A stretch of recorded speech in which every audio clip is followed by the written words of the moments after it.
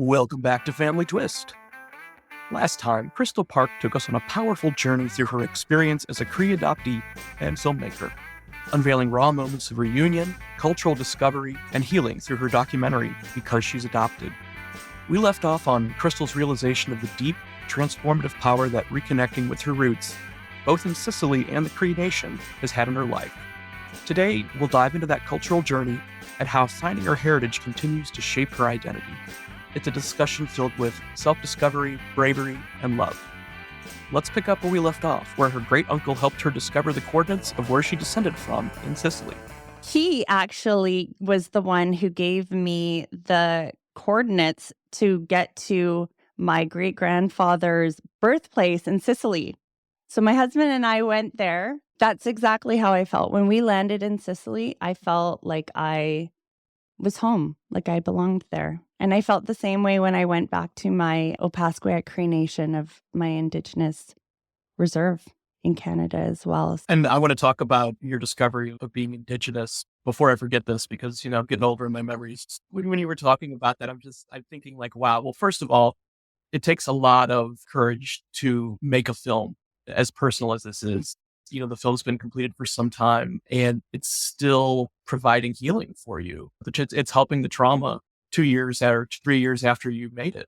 Yeah. It is. And I think I'll say two things about that. So the first thing I'll say is it's difficult to create a film that captures just a couple of years in your life, because I was still growing so much through that time, and I've grown so much since then. There's things I see in the film that, or other people say that I'm like, oh, I kind of cringe at now, because I feel maybe a little bit differently than I did when I helped edit the film. So then you fear that, oh no, is that how all of the adoptee community is going to think that I perceive adoption or whatever, right? But I got to let that go. That's been an interesting thing. But the continued healing is, for me, like being able to bring it into these spaces. And for me, I've seen the film 1,000 times, but there's times when I watch it and it will bring me just to absolute sobbing, and it'll take me out for the rest of the day, right? And then there's other times where I can kind of compartmentalize it. But you forget that when people first see it for the very first time, like they're seeing it with fresh eyes. And, maybe they've never seen an adoptee sharing their experience of being an adopted person, or maybe they've went through the same thing. I'm always so moved when people share how the film's impacted them and changed their perspective even. People that aren't adopted have shared that their perspective of adoption has really been shifted since watching the films. I feel like I didn't answer your question, though, about the... Sorry, I cut you off there. That's okay. I was just going to say, you touched on something really important in that there's no handbook, for this. I'm sure Ken and I have both said some things that, like, listening back to older episodes, might be, quote unquote cringy. But, we hope that people listening to podcasts and watching your movie and reading books, that they have a little bit of grace about it before they lash out online and say, you don't understand, and this is my, my pain and my trauma. We're trying to understand. I feel like, our perspective has shifted, and as we've learned more, and, we went into this relatively blind, but we weren't trying to offend anyone or insult anyone's story. But I feel like just having these conversations, it not only expands our horizon, but it expands the horizons for others who are listening. Yeah, I completely agree. And I have so much gratitude for people like you and what you're doing. I really do. It like, from the bottom of my heart, I want to say thank you, because I could have used people like you, people like me 20 years ago. And now we're doing this, and we're doing it in the exact moment in time that we were meant to do it. But I do truly express my gratitude to the two of you, because it's not easy to put yourselves out there. I just sincerely want to say thank you. Thank you. Thank you. Yeah, I often have said on this podcast that I didn't know how much I needed this. I had no idea, again, coming at it from I'm self-sufficient. I don't need any, I've been through therapy, so I've always embraced that, but I've always tried to come out as the warrior, right? And so like Yeah. having some vulnerability is fine. And it's actually helpful at times, like to admit that, this is a tough subject to live through. And it's not all, rainbows and unicorns. It's not Yeah. all fantastic. And, we talk openly on the podcast about how I've never spoken to my birth mother. And you know what I mean? Like, it is what it is. And I vacillate between anger with her because she hasn't spoken to me. And then conversely, I want to give her grace and say, I can't imagine what it would be like to be, Yeah. because she wasn't given the choice. It wasn't her choice to give me away. It was her parents' choice. You know what I mean? So I try to be empathetic, but it's tough. It's a daily conflict. For me, I always really try and operate from this place of compassion.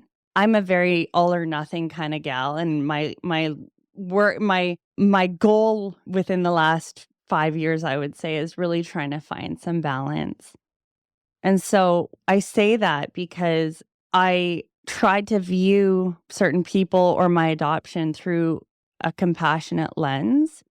But in doing so, I was completely betraying my own experience. It's been healthy for me to allow myself to get angry. I've been in reunion with my birth mother for over 20 years, but it has been one of the most difficult relationships I've ever had. And one of the most painful relationships I've ever had. And I sort of got to the point, and my husband helped me get here. And he said, you don't let anybody else in your life treat you this way. So why her? Because I was living over here in this like really hyper compassionate place and denying myself the opportunity to be treated with the same kind of compassion and respect and love and all of that. I totally get it, because for me, it's a respect thing. I don't need anything from my birth mother. I had wonderful parents. They could never be replaced by anyone. I deserve to be seen.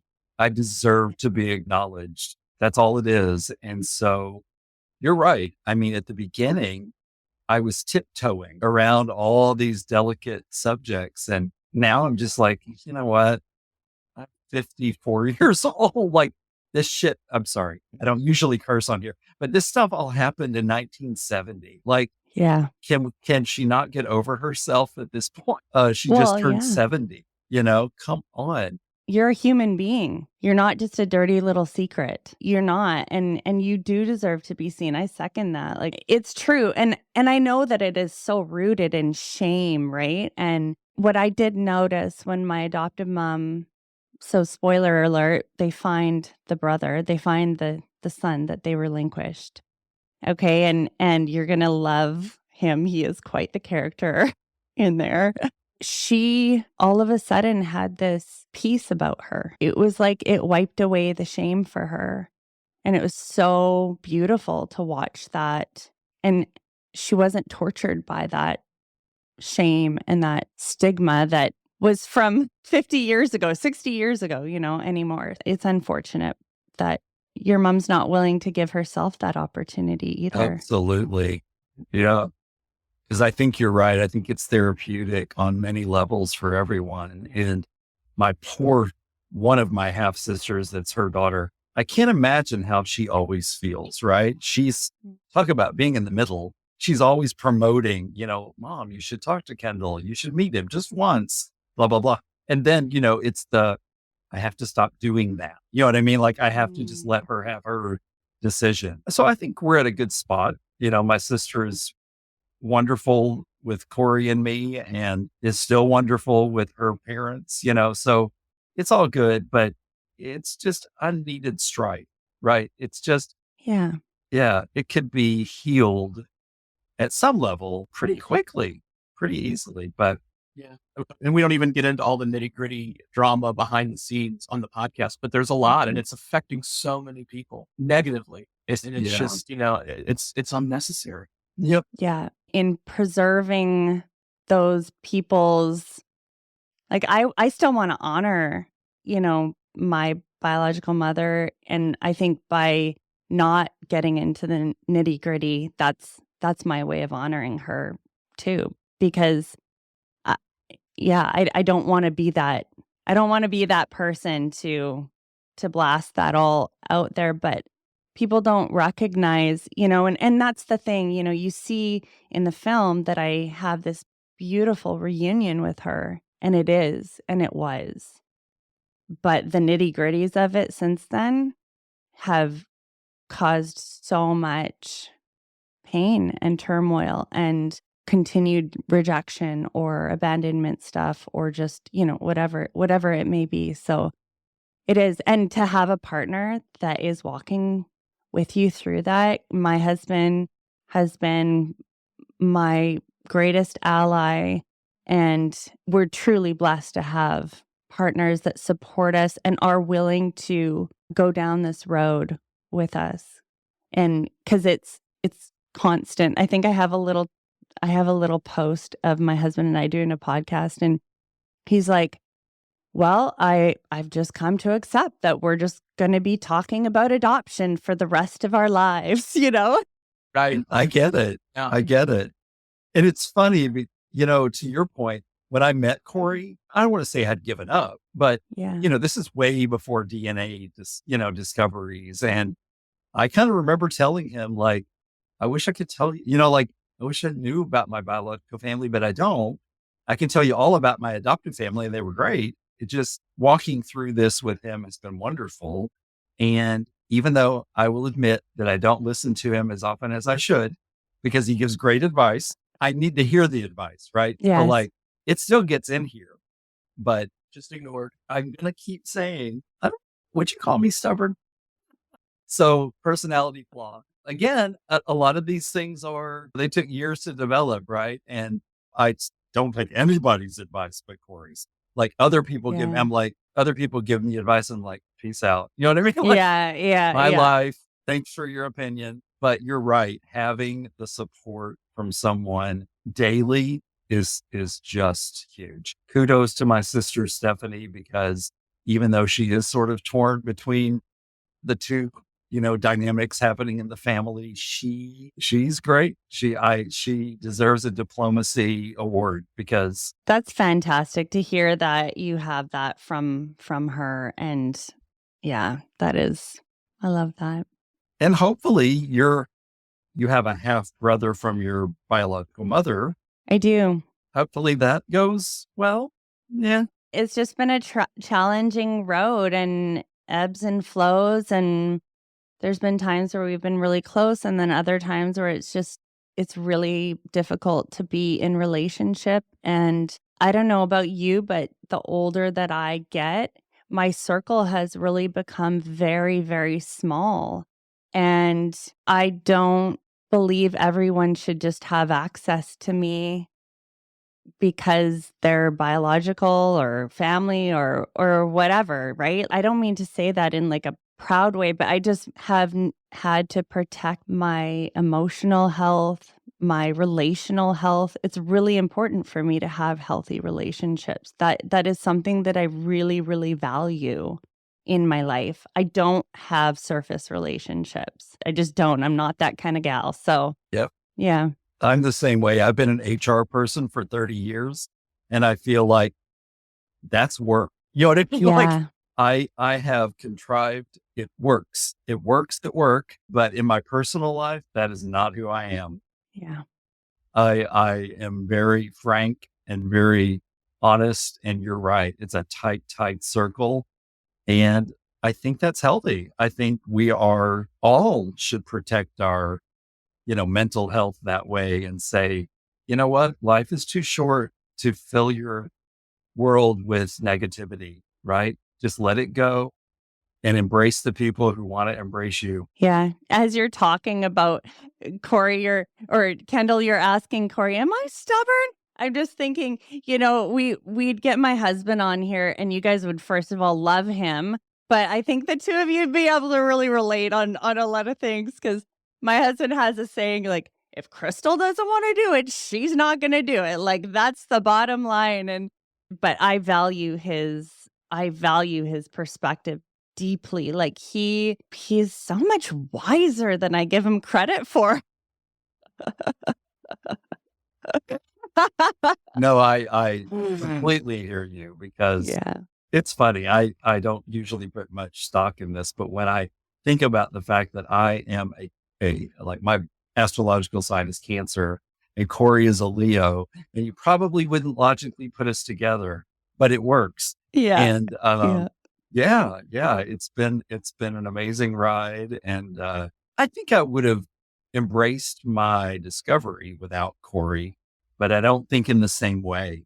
I feel like he has grounded me when I needed to be grounded and supported me when I have had angst and wanted to be vocal. I really appreciate that. And we're both crazy. So, just the whole idea There's of like, that. I mean, we just met your family. Let's move all the way across the country to be with them. In 3 months, That's incredible. That is incredible. we came to visit in October of 2017, had never met any of my biological family.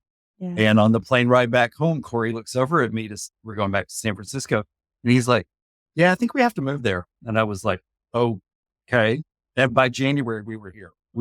But we kind of did that when we moved from St. Louis to San Francisco as well. We kind of said, yeah, we're doing this. And we just kind of dropped everything, and No regrets. I mean, No. yeah, there has been, of course, ups and downs and stuff, but neither one of those moves, no regrets. I mean, like, No. who has the opportunity to live on both coasts? Yeah. We just made it happen. And I promise we're going to get to the indigenous stuff here in just a minute, but we've been going down so many rabbit holes. No, I love it. Kendall is going to have to get somewhat out of his comfort zone soon, just because, we're launching the second podcast in just 2 weeks, and it's going to, require him to be a little bit more out in public. It's a horror themed podcast, but it's also got some ties to trauma and healing as well. So we can kind of consider them sort of, companion pieces. The way to promote the podcast and to be out there with the people is to go to these horror events. I've been going to them by myself, for the last few years, but I will remind Kendall it was his idea to do a horror podcast. It was. And I said, okay, well, we'll do it if we come up with the right niche. And it's called Horror Heals. We're getting some amazing feedback even before launch, and so excited about it, because I really do feel like we're mixing in the gray area between Family Twist and Horror Heals. And I think the experience of not only doing a podcast, but being able to expand our horizons and concepts about, family and trauma and healing has prepared us for this next chapter. Yeah. Yeah. Yeah. That's fantastic. Well, I can't wait to hear the first episode. I'll be there. I'll be there to listen. Last weekend, we were tromping around an abandoned prison and mental institution for a photo shoot. Like, this is not something we would normally do on a Saturday. No, not normal. And just last night we were talking with a great photographer, and she said, hey, I'm going to be doing some bloody gore mini photo shoots in October if you guys are interested. So last night I'm trying to talk him into like, wouldn't it be fun if we were like, it was like the Evil Dead and we're splattered with blood? Okay. And it's like, I had to convince him. But he had to go with the comedic route. Yeah, we because weren't I gonna was go- like, yeah. I'm not, it's not my thing just to be gory, just for the sake of gore. So when you say horror, like what give me a little bit of more information here. Sure. So like, I go to these horror conventions, which is really gatherings of like, celebrities from horror movies, actors, directors, writers, and then artists who are like, create horror themed, like everything, from drawings and paintings and sculpture and all sorts of stuff. And then, there'll be like screenings and Q&As and things like that. And I started going to horror conventions when we were in California. I felt like these are my people. Horror fans, I think in general, kind of fall into that sort of outsider, sometimes isolated, Ostracized. Yes, absolutely. So it's like, that speaks to us. I mean, horror movies was one of the first things Kendall and I bonded over when we started dating 19 years ago. Yeah, I realized that after being at a convention in March, like, okay, there was a kid who was standing in line with me to meet a director who was very visibly uncomfortable. Not the director, The kid, yeah. He was kind of like muttering to himself, pacing back and forth, and I was about to to say to the people near us, like, hey, do you mind if he steps out of line, just to kind of, get his bearings and everything, and then we'll let him back in when it's his turn. But before I could do that, the guy next to him was like, saw he was holding this stack of DVDs to get signed, and he's like, oh, I love that movie. And all of a sudden, like, all the trauma melted away immediately. And I was like, okay, this is the podcast. Yeah. This is like the how horror is good for our mental wellness. And it's, some people, if you're not into horror movies or whatever, it's like, it's kind of a foreign concept, but it's like, we find it to be soothing. Like, we just, we relax at the end of after dinner with a horror movie. I know, it sounds crazy, but it's just, I think, so many of us relate to the main characters because we feel like, we're outsiders too, and they're outsiders, and they're triumphing through evil and killing the monster and all of that stuff. So we weren't sure when we started, like, well, is it going to be tough to like find enough people to have on? No, it's not. It's not, so we're going to have on, not only the celebrities who are, have heard over the years from their fans, like, oh my goodness, we saved my life. But we're also talking to the artists, who are like, that's helping they're creating art is helping their trauma. And then just the fans, like the folks who are just everyday horror fans who are like, yeah, horror movies are very good for my psyche. I love this. I am not a horror fan but I used to be. But as I've gotten older, I have a really hard time, like, to like real to me almost. Do you know what I'm saying? What I love that I'm hearing is that you're tapping into a community of people that need people like you. They do. And there's gonna be healing through it. And you guys are stepping into this space, and I don't know if anyone's ever done anything like not that this. We've seen. We've run across people where we've interviewed people like, oh, I've been talking about how amazing horror is for my mental wellness for 20 years, Wow. but there's not, been like a format for it. And, yes. So there are like one of the best discoveries of moving to the East Coast is that there are a ton of horror conventions. It's shocking. And we only live an hour away from Salem, Massachusetts, which is like, and so, same in California, a bunch of horror conventions, but there's others sprinkled with, around, but like, they're down in Florida, they're down in Texas. Like there's a whole huge chunk of the country that doesn't get that kind of exposure. And so if we're able to reach, people who love horror and maybe don't realize how good it is for their mental health, but they don't live in proximity to these cons to be around their people, then this is like, a little bit of an outlet for them. And just like, hey, if you're able to save up and have this be your vacation, like if you're a horror fan and you've never been to a horror convention, you gotta go, because it is just like the positive vibe. The people are so nice and welcoming, and all walks of life. And it doesn't matter. You could be 6'5" with face tattoos or a little old grandmother. It's everybody. And it's just like like, oh my gosh, this is the exact same warm, wonderful feeling, So yeah, we definitely feel like you're lighting up as you're sharing this with me. Like your whole face, like you're just. Oh yeah, I'm so excited to be out That's here. awesome. I love that. Well, for me, horror has always been about resilience, right? Like it's that, and I think I related to it in that way. Yeah. Really, really early on. Like, I'm not the idiot who would walk through run back up the stairs. Exactly. Who I am. I'm that final person Yes. who conquered everything. I've always connected to it in that way. And yes, it can feel too real. You will never, ever hear me talking about any home invasion. I cannot watch those. I don't enjoy that at all. Yeah. That is not my thing. But give me a good demonic possession every day. You've just given me a new perspective, actually, in explaining it in that way. And my son, he's 14 and loves all of that. Yeah. And so I'm going to direct him to your podcast, because he would probably really appreciate it, Yeah, we appreciate that. Yeah, it's already a gift, just because I think we've recorded like 14 or 15 episodes, and it's so funny how it doesn't matter who we're talking to, a fan or an artist or, a performer, like the conversation just automatically goes to like 4 or 5 different horror movies mentioned, throughout the conversation, to where we're going to have to at the end, like, just for folks who don't necessarily know, like, explain like what these movies are, because we're just talking about it like, well, of course everybody talks about Exorcist 3, right? Yeah. Yeah. Yeah. Really rewarding conversation. Yeah. Yeah. Like we've got great. We've got a guy who he was like a personal trainer and started a horror themed gymnasium, an Olivier Award winning actor in the UK. Different guy. Yeah. Yeah. Who creates like gory masks and stuff like that. And it's like, and he doesn't let the two, like his acting side does not, cross over to the horror stuff. Yeah. Yeah. We put on Horror Fest in our local community, and we own a film studio.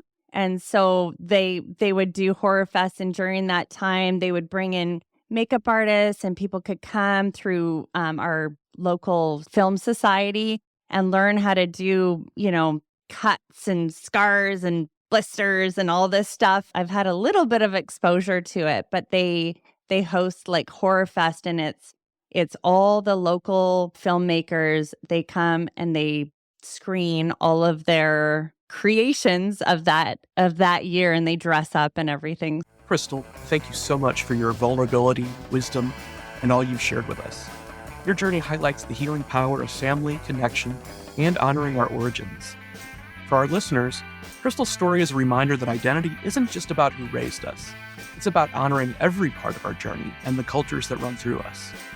Tune in next time for the closing chapter of Kristal's journey. Family Twist is presented by Savoir-Faire Marketing Communications, produced by How the Cow Ate the Cabbage LLC, and features original music by Cosmic Afterthoughts.